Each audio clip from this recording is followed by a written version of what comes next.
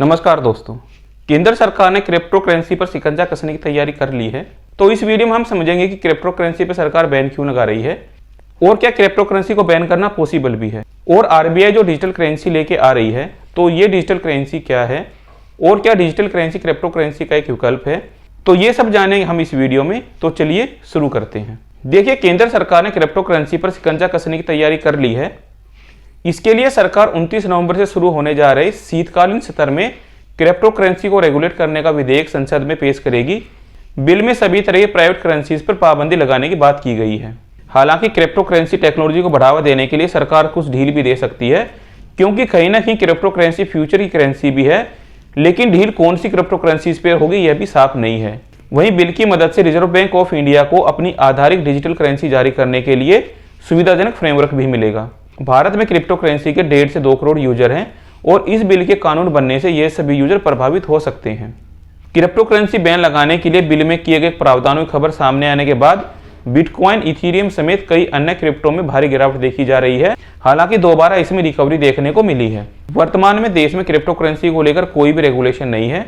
इस वजह से प्रधानमंत्री नरेंद्र मोदी ने वरिष्ठ अधिकारियों के साथ क्रिप्टो करेंसी पर एक बैठक की थी और मजबूत रेगुलेटरी स्टेप्स उठाने के लिए संकेत दिए थे। सरकार का मानना है कि क्रिप्टो करेंसी को लेकर रेगुलेशन नहीं होने से इसका उपयोग टेरर फंडिंग और काला धन की आवाजाही में हो रहा है। पीएम की बैठक के बाद क्रिप्टो करेंसी को लेकर भाजपा नेता जयंत सिन्हा की अध्यक्षता वाली पार्लियामेंट पैनल की पहली बैठक हुई थी। इस बैठक में आम सहमति बनी थी कि क्रिप्टो करेंसी को रोका नहीं जा सकता, लेकिन इसे रेगुलेट किया जाना चाहिए। आइए अब हम जानते हैं कि क्रिप्टो करेंसी क्या है और ये कैसे काम करती है। क्योंकि क्रिप्टो करेंसी पर किसी का कंट्रोल नहीं है, यह पूरी तरह से डिसेंट्रलाइज व्यवस्था है। कोई भी सरकार या कंपनी इस पर नियंत्रण नहीं रख सकती।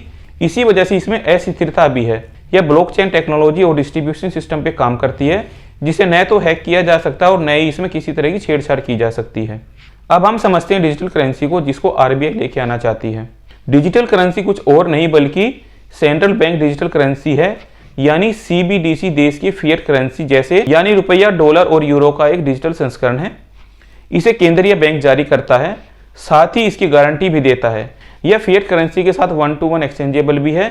इससे ट्रांजैक्शन बिना किसी मध्यस्थता या बैंक के हो जाता है। इसका मतलब यह है कि रिजर्व बैंक से डिजिटल करेंसी आपको मिलेगी और आप जिससे पेमेंट या ट्रांसफर कर सकेंगे, और ये उसके पास पहुंच जाएगी जिसके पास आप इसको भेजना चाहते हैं। यह न तो किसी वॉलेट में जाएगी और न ही बैंक अकाउंट में, बल्कि बिल्कुल कैश की तरह काम करेगी, पर होगी डिजिटल फॉर्म में। तो अब आप ये सोचेंगे कि क्या ये डिजिटल करेंसी क्रिप्टो करेंसी का ही एक रूप है? तो ऐसा बिल्कुल नहीं है, क्योंकि क्रिप्टो करेंसी के प्रति कोई लायबल नहीं होता है, जबकि इसके ठीक विपरीत डिजिटल करेंसी के प्रति केंद्रीय बैंक की देनदारी होती है। क्रिप्टो करेंसी की कीमत में बहुत ज़्यादा उतार चढ़ाव होता है और क्रिप्टो करेंसी की माइनिंग होती है। इसके लिए ब्लॉकचेन टेक्नोलॉजी का इस्तेमाल होता है और इसको कोई सरकार या अथॉरिटी जारी नहीं करती है। इसके उलट डिजिटल करेंसी को केंद्रीय बैंक जारी करता है। तो आसान शब्दों में डिजिटल करेंसी क्रिप्टो करेंसी से बिल्कुल अलग है, जिसपे सरकार का नियंत्रण होगा, और डिजिटल करेंसी क्रिप्टो करेंसी का विकल्प भी नहीं है। तो फ्रेंड्स, आई होप आप समझ गए होंगे कि सरकार क्रिप्टो करेंसी को क्यों बैन करना चाहती है, क्रिप्टो करेंसी और डिजिटल करेंसी क्या है और इन दोनों में क्या फ़र्क है। तो फ्रेंड्स, अगर आपको इन्फॉर्मेशन अच्छी लगी तो प्लीज़ इस वीडियो को लाइक कीजिए, इस चैनल को सब्सक्राइब कीजिए। वीडियो देखने के लिए आपका धन्यवाद। जय हिंद।